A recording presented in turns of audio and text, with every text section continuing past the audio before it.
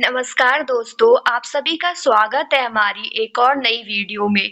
इस वीडियो में हम लोग टीचिंग एप्टीट्यूड देखेंगे, जो कि आपके जो कंबाइंड एंट्रेंस एग्जाम होने वाला है उत्तराखंड में, उसमें पूछा जाएगा teaching aptitude BEd entrance exam में। देखिए, आपके पास 50 मार्क्स के क्वेश्चन आएंगे। आपको 50 में 50 के 50 अटेंड करने हैं। नेगेटिव मार्किंग नहीं है। क्वेश्चन किस अकॉर्डिंग आते हैं, मैं एक प्रीवियस ईयर क्वेश्चन पेपर आपके संग डिस्कस कर रही हूँ, जिसमें कि हम 50 क्वेश्चंस देखेंगे। तो चलिए वीडियो स्टार्ट करते हैं। पहला क्वेश्चन है, एक दूरस्थ विद्यालय में जहाँ असंवैधानिक विचार विद्यमान हो, बेहतर समाज हेतु आप क्या करेंगे। बेसिकली जो टीचिंग एप्टीट्यूड वाला सेक्शन है ना, इसमें आपको एज अ टीचर सोचना है कि आप एक विद्यालय में हैं जहां वो दूरस्थ विद्यालय है, जहां पर असंवैधानिक विचार विद्यमान हो, बेहतर समाज से हेतु आप क्या करेंगे।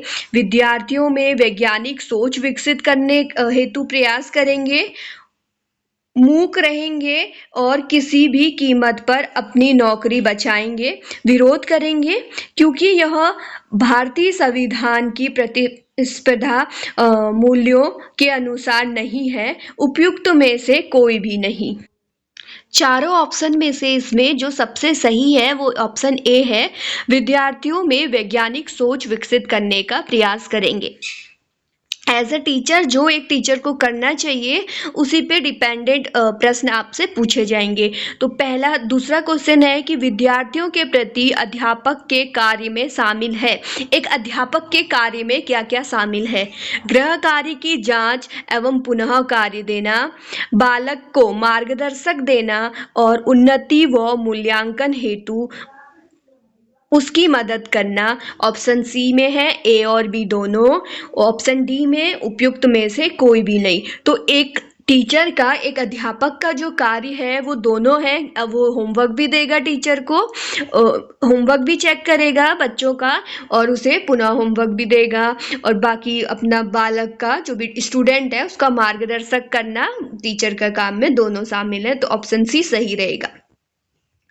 अध्यापन के दौरान यदि पिछली सीट में बैठे विद्यार्थी बात करते हैं तो अध्यापक को, ऑप्शन ए, उन्हें दंडित करना चाहिए, उन्हें टालना चाहिए, उन्हें सामने की पंक्ति में बैठने के लिए कहना चाहिए। ऑप्शन डी, उनके अभिभावकों से शिकायत करनी चाहिए। तो इसमें जो सबसे सही है ऑप्शन सी है, उन्हें पहले सामने की पंक्ति में बैठने के लिए कहना चाहिए। क्वेश्चन नंबर 4 है, यदि विद्यार्थी आपकी कक्षा में रुचि नहीं ले रहे हो, एक अध्यापक के तौर पर आपको करना चाहिए।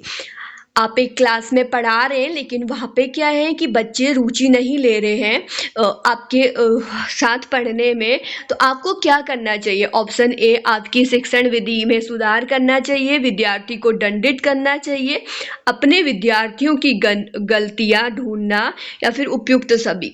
तो इसमें से जो सबसे बेस्ट है, बेसिकली जो टीचर है वो अपने पढ़ाने के मेथड को चेंज करेगा, अपनी शिक्षण विधि में सुधार लाना चाहिए। क्वेश्चन नंबर 5 है, कक्षा में अनुशासन को प्रभावशाली बनाया जा सकता है। कैसे एक कक्षा में अनुशासन को प्रभावी बनाया जा सकता है। अनुशासनहीनता के कारणों को जानकर शिक्षण अधिगम कार्य को अधिक रुचिकर बनाकर विद्यार्थियों को खेल के मैदान में ले जाकर, उपयुक्त में से कोई भी नहीं। तो इसमें जो बेस्ट है, जो शिक्षण अधिगम कार्य है उसमें को अधिक रुचिकर बनाकर, अपना जो टीचिंग प्रोसेस है उसको और अच्छा रुचिकर बनाकर, अच्छा बनाकर हम लोग अनुशासन ला सकते हैं। टीचर अपनी क्लास में अनुशासन ला सकता है। चलिए आगे देखते हैं क्वेश्चन नंबर 6 क्या है। क्वेश्चन नंबर 6 में है कि कक्षा में एक अध्यापक को कार्य करना चाहिए। कक्षा में एक अध्यापक को कार्य करना चाहिए। ऑप्शन ए, निर्देशक की तरह, ऑप्शन बी, अध्यक्ष की तरह, ऑप्शन सी, नेतृत्वकर्ता व मार्गदर्शक की तरह, ऑप्शन डी आपके पास है उपयुक्त सभी। तो उसमें ऑप्शन सी जो सही है, एक नेतृत्वकर्ता व मार्गदर्शक की तरह काम करना चाहिए। किसी विद्यालय में शिक्षा की गुणवत्ता का मापन किया जा सकता है एक स्कूल है, वहाँ पे कितने अच्छी शिक्षा हो रही है, इसका मापन किस शिक्षा दी जा रही है, इसका मापन किस तरह से कर सकते हैं? तो ऑप्शन ए आपके पास है उपलब्ध ढांचागत सुविधा देखकर, मतलब स्कूल का मैन्युफैक्चरिंग स्ट्रक्चर देखकर कि कैसा है स्कूल। और ऑप्शन बी में उपयुक्त मानव संसाधन द्वारा विद्यार्थियों की निष्पत्ति द्वारा। ऑप्शन डी उपयुक्त सभी। तो ये जो जितने भी ऑप्शन दे रखे हैं इसमें सभी ठीक है, सारी चीजें देखेंगे कोई तभी शिक्षा की गुणवत्ता की जांच कर सकते हैं। आगे है कि एक अध्यापक को आपके पास क्वेश्चन पूछे गए हैं। क्वेश्चन नंबर 8 में है, एक अध्यापक को ऑप्शन ए शिक्षण से पूर्व पाठ की प्रस्तावना प्रस्तुत करनी चाहिए, अपनी भाषा पर पकड़ होनी चाहिए, अपने विषय पर पकड़ होनी चाहिए। ऑप्शन डी उपयुक्त सभी। तो इसमें ऑप्शन डी ठीक है, एक अध्यापक को सब कुछ आना चाहिए, उसे अपने पाठ से शिक्षण से पूर्व पाठ की प्रस्तावना भी प्रस्तुत करनी चाहिए, अपनी भाषा में पकड़ भी होनी चाहिए, विषय में भी पकड़ होनी चाहिए। और ऑप्शन डी सही रहेगा इस अकॉर्डिंग। क्वेश्चन नंबर 9 है, एक अध्यापक के लिए शुरुआत में असफल होने का एक महत्वपूर्ण कारण क्या हो सकता है? अध्यापक का ज्ञान, शाब्दिक योग्यता, अंत वास्तविक संबंध।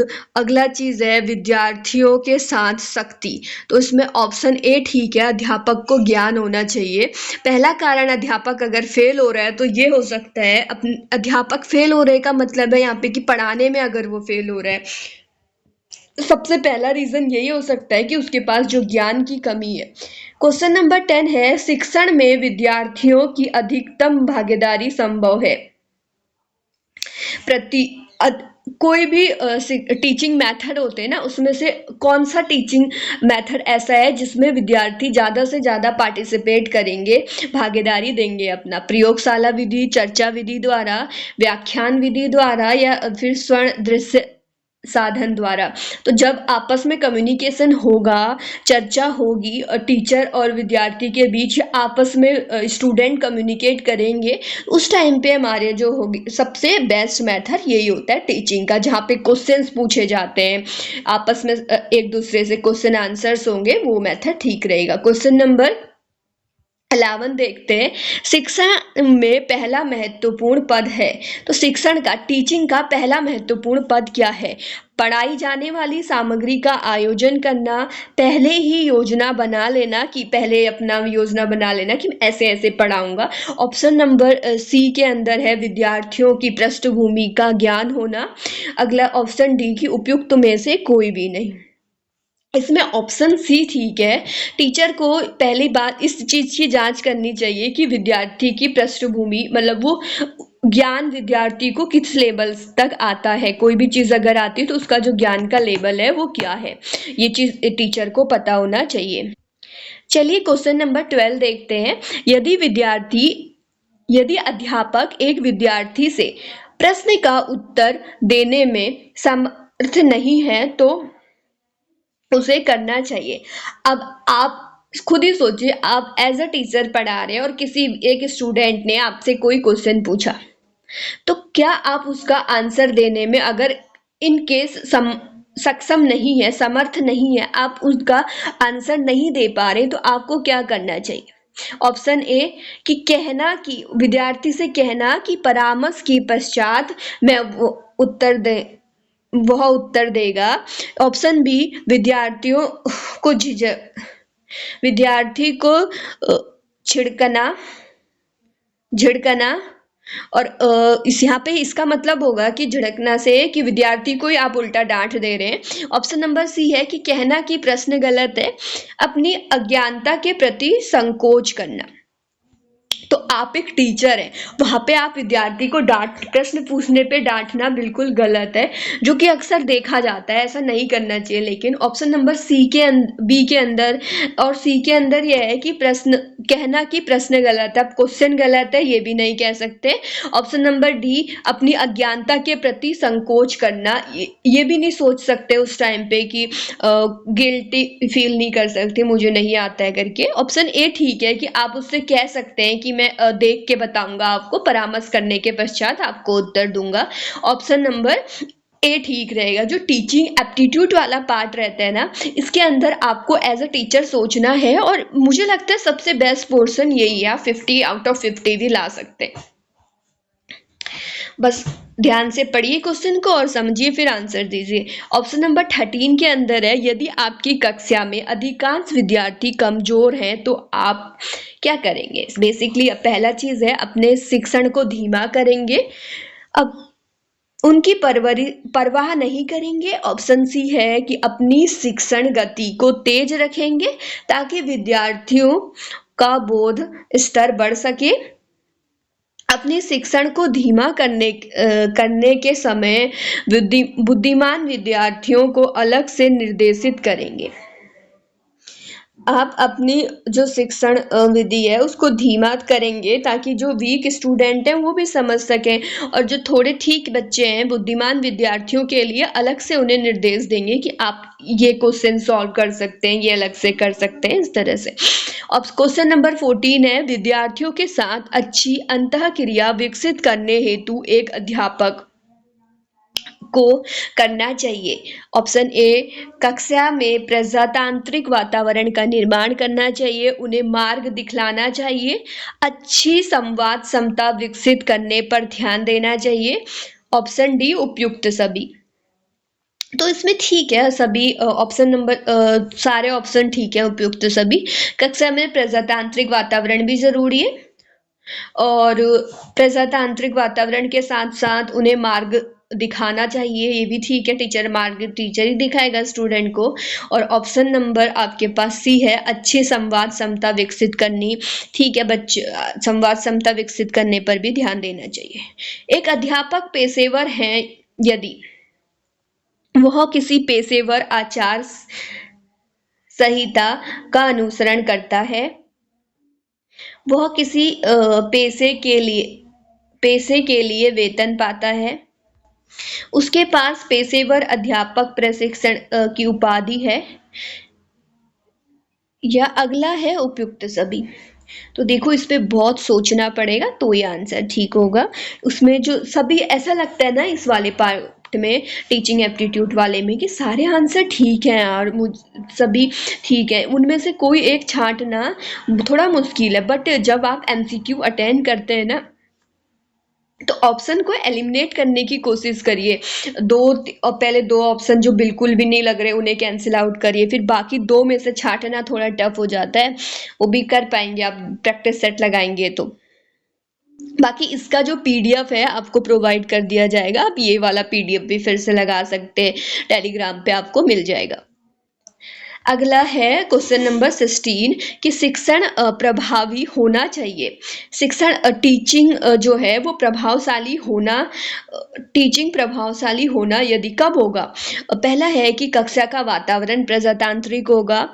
ऑप्शन बी, विद्यार्थियों को सहानुभूति, प्रेम एवं प्रोत्साहन दिया जाता है। दुर्व्यवहार के लिए छात्रों को कठोर दंड दिया जाता है। ऑप्शन डी में ए और बी। टीचिंग प्रभावशाली तभी बन सकती है जब कक्षा का वातावरण प्रजातांत्रिक हो, बच्चों में भेदभाव ना हो। ऑप्शन बी है, विद्यार्थियों को सहानुभूति मिल रही हो, प्रेम मिल रहा हो और प्रोत्साहन मिल रहा हो, तो ही आप वहां पे क्या इन्वायरमेंट क्या हो सकता है, प्रभावशाली हो सकता है। क्वेश्चन नंबर 17 है, अध्यापकों को व्यावसायिकता में शामिल नहीं है।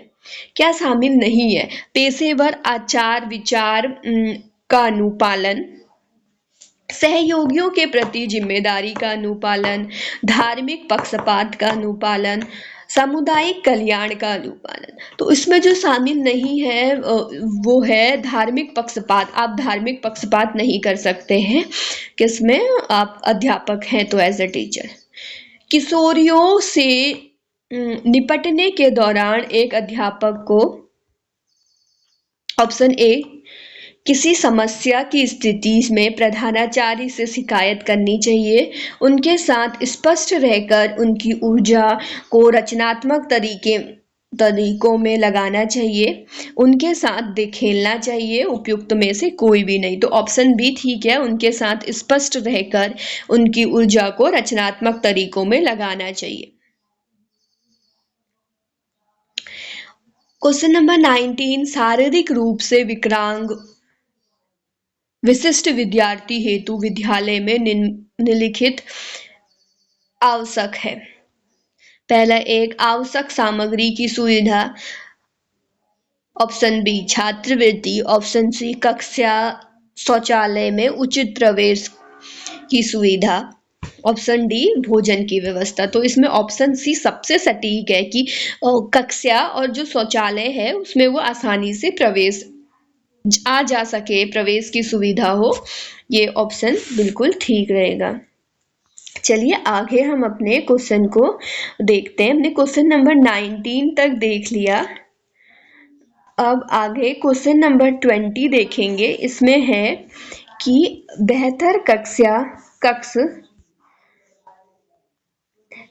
कक्ष वातावरण हेतु एक अध्यापक को अपनाना चाहिए हस्तक्षेप शैली, निरंकुश शैली, लोकतांत्रिक शैली या उपयुक्त में से कोई भी नहीं। तो इसमें जो है वो ऑप्शन सी ठीक है, उसे लोकतांत्रिक शैली अपनानी चाहिए।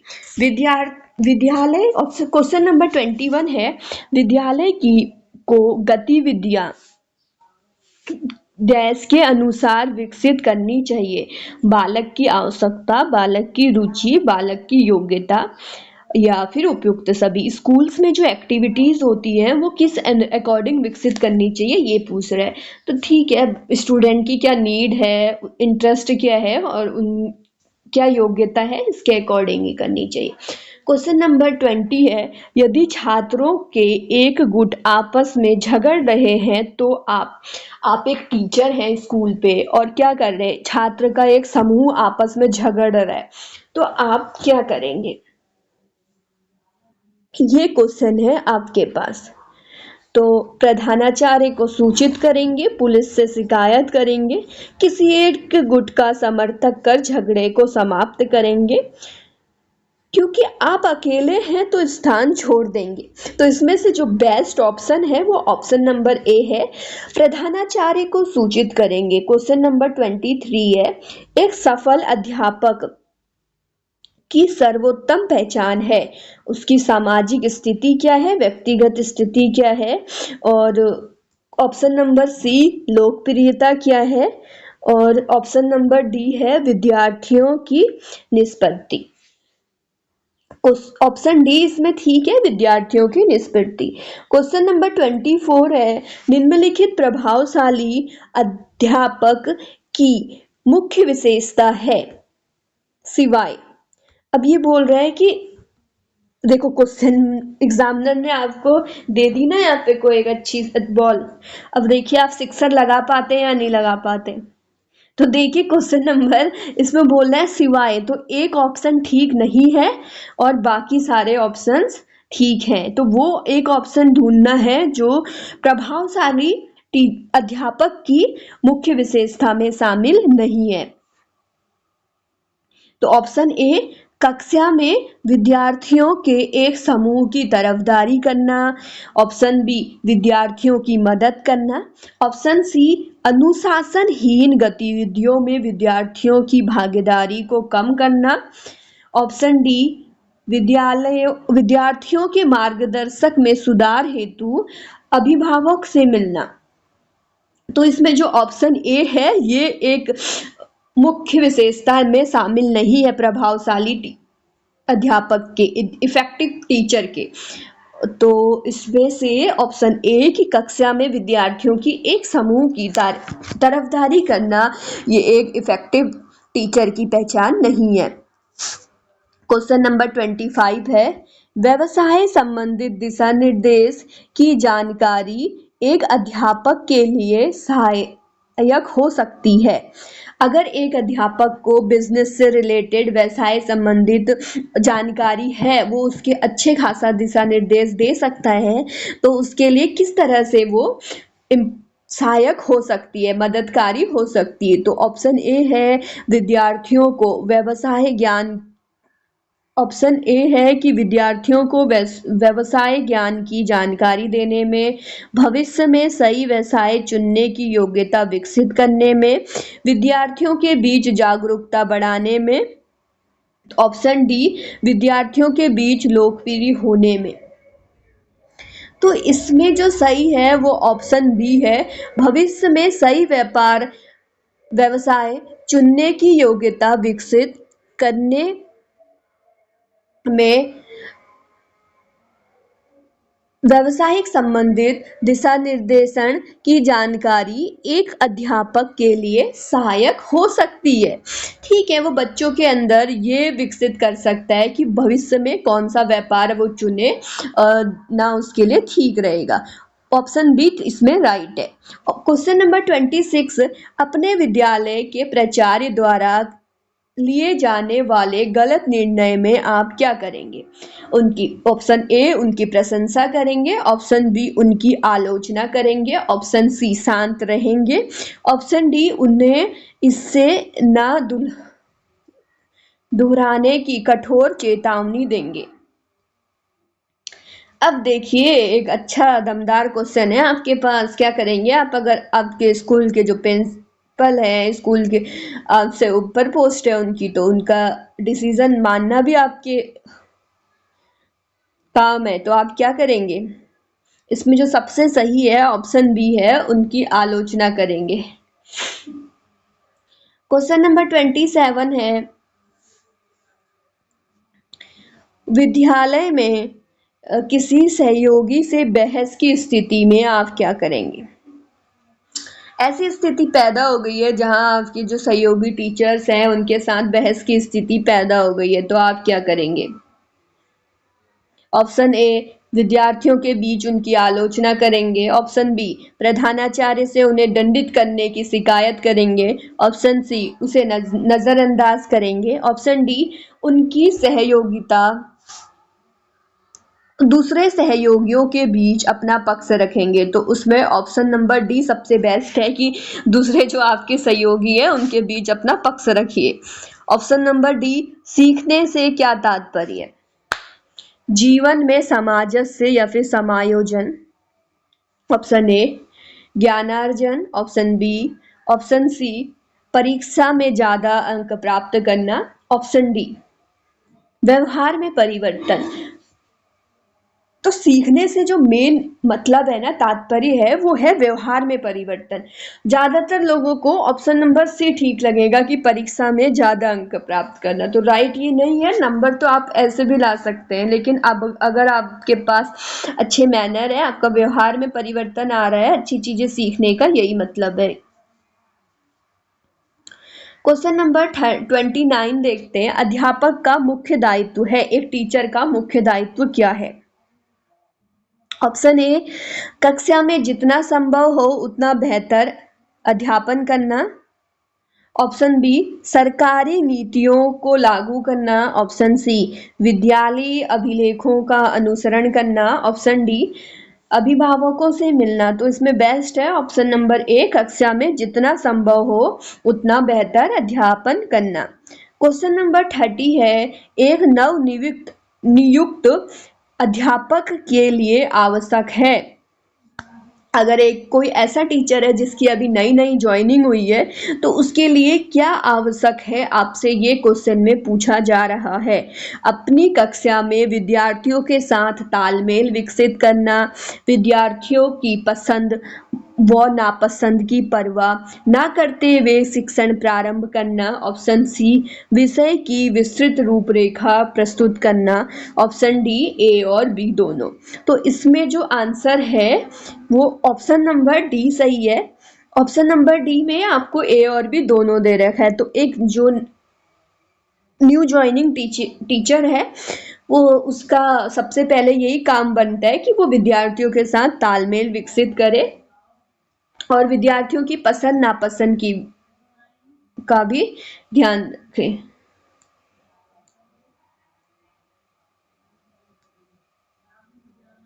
चलिए अगला देखते हैं हम लोग क्वेश्चन।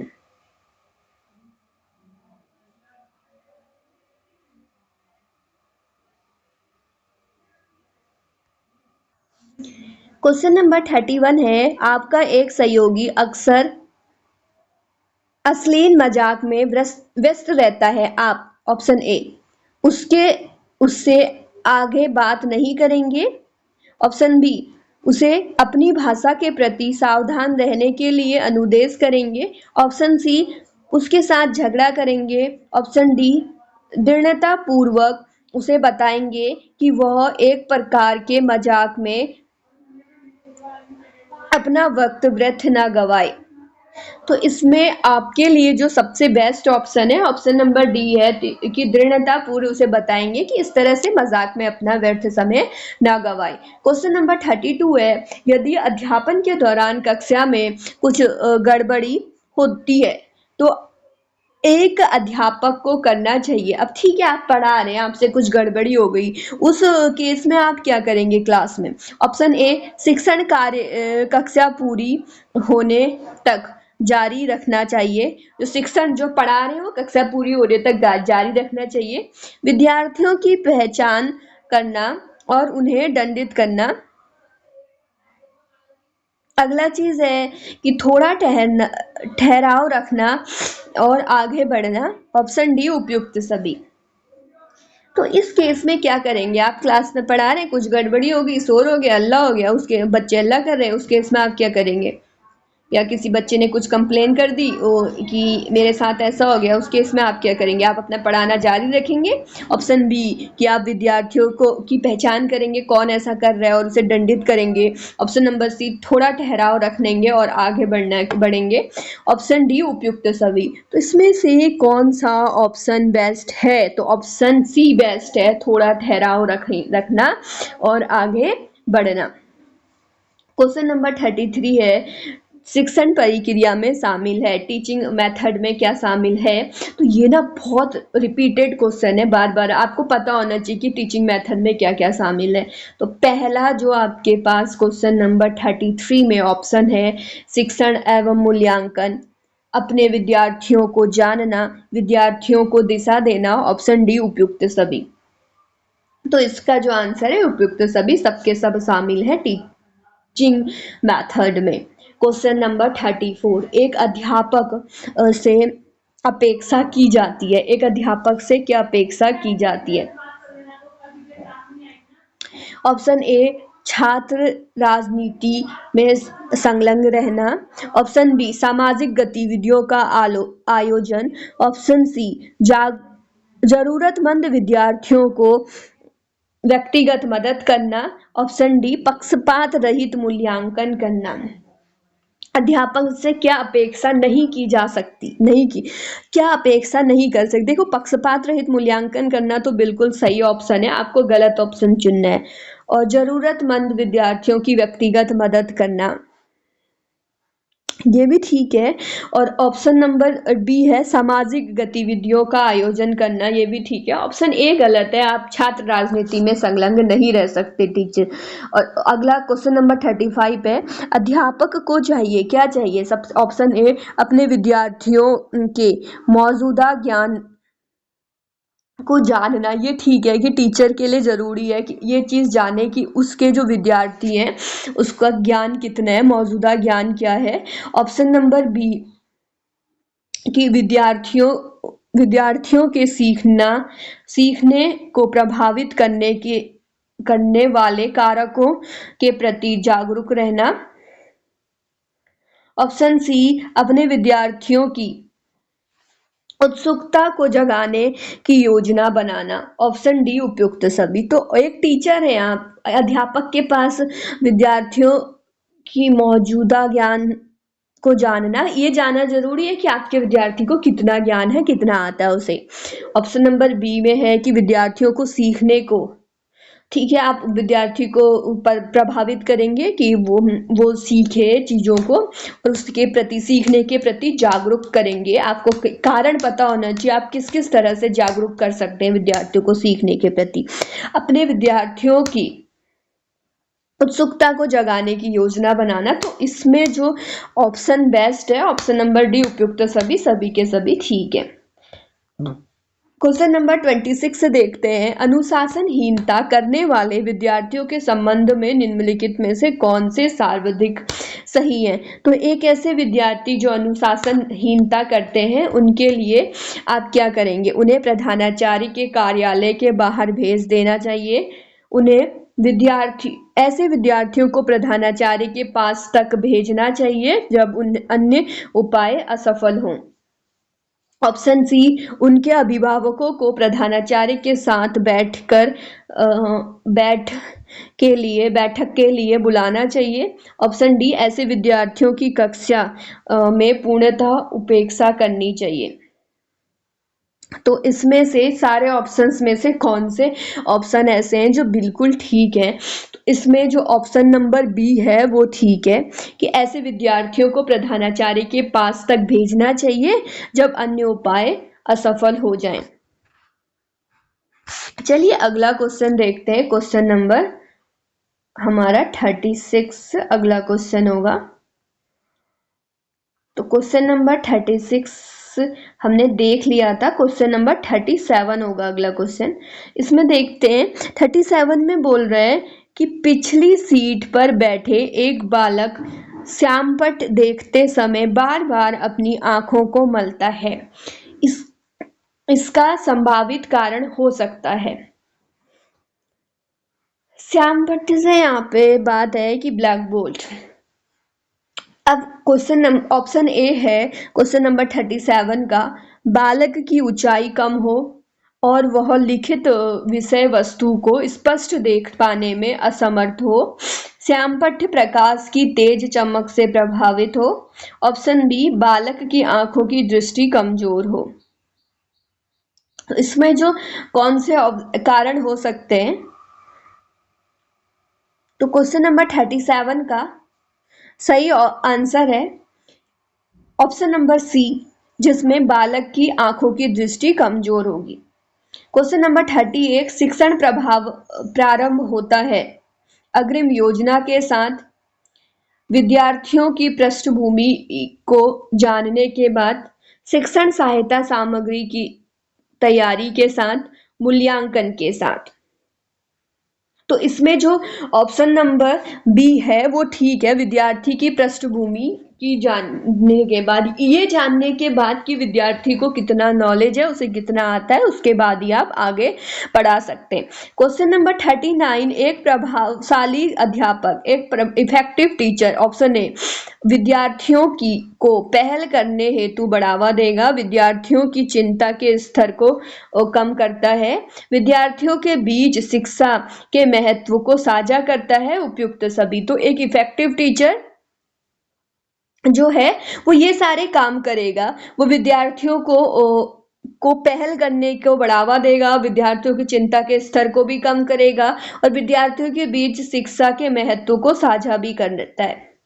क्वेश्चन नंबर 40 है कि शुरुआत में अध्यापक की असफलता निर्भर करती है, किस पे निर्भर करती है कि एक टीचर स्टार्टिंग में फेल हो रहा है अपने काम को करने में।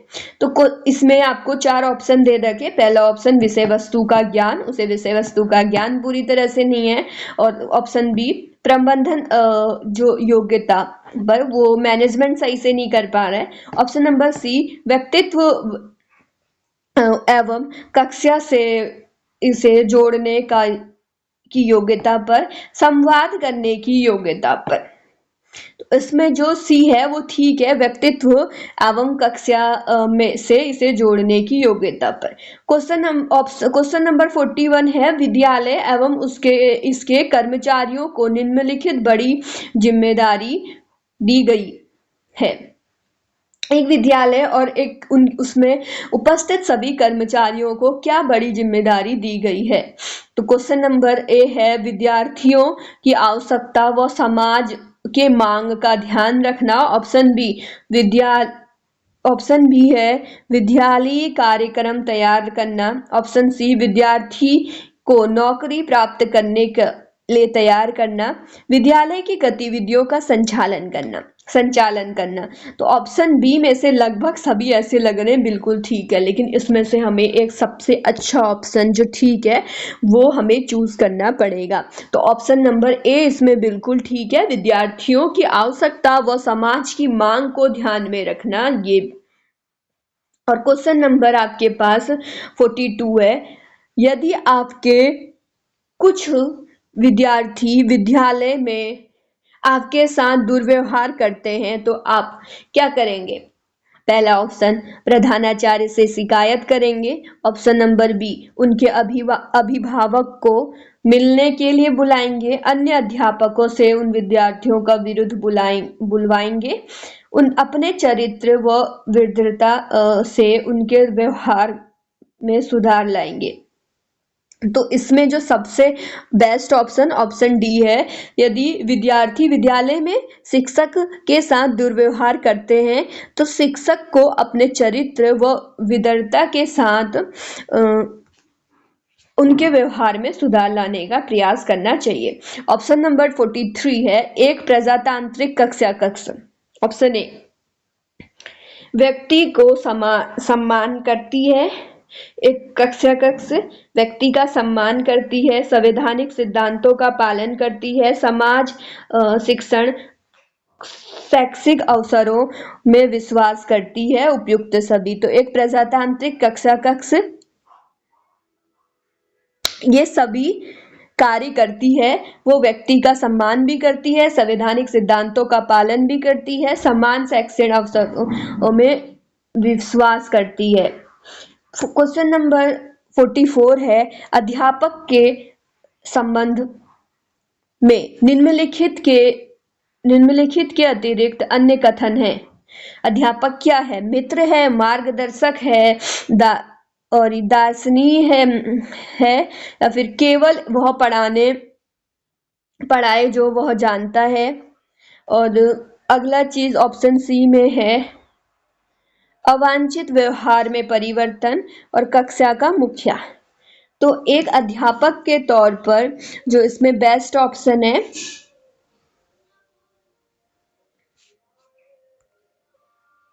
देखो फिर से इसने सिक्सर वाली बॉल दे दी ना। अभी तो इसमें क्वेश्चन पूछा गया है कि निम्नलिखित के अतिरिक्त अन्य कथन सही हैं, तो एक कथन ऐसा है जो गलत है, हमें गलत ऑप्शन ढूंढना है।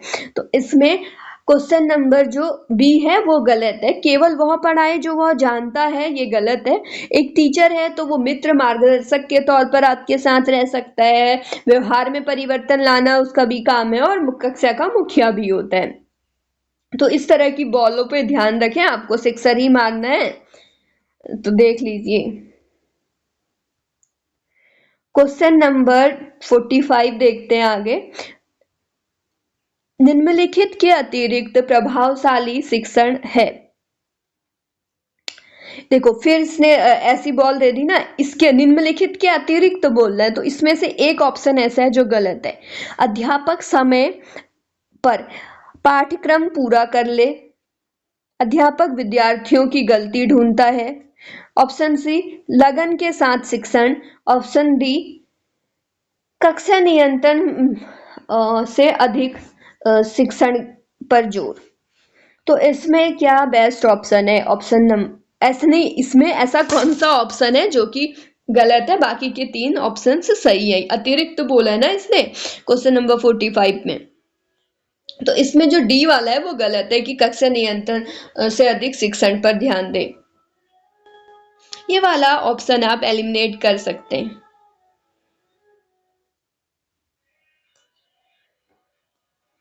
नहीं, यहाँ पे जो ऑप्शन रहेगा ऑप्शन नंबर बी रहेगा कि अध्यापक विद्यार्थियों की गलती ढूंढता है।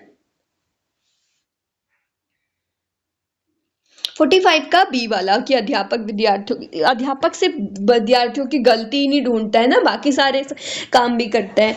तो बाकी सारे ऑप्शन ठीक हैं, उसमें से ऑप्शन बी को एलिमिनेट किया जा सकता है क्वेश्चन नंबर 45 का। अगला क्वेश्चन नंबर 46 है, कक्षा में अध्यापक का सर्वमान होना चाहिए, कम, मध्यम, अधिक ऊंचा, अधिक कम ना अधिक ऊंचा। तो इसमें जो सही आंसर है ऑप्शन नंबर सी है कि मध्यम होना चाहिए। आवाज, हाँ उसकी आवाज की बात हो रही है, स्वरमान ध्वनि की बात हो रही है यहाँ पे, भाई समझो शुद्ध हिंदी है। अध्यापकों के लिए शैक्षिक दर्शन का ज्ञान आवश्यक है क्योंकि उन्हें उन्हें इसकी जानकारी नहीं होती।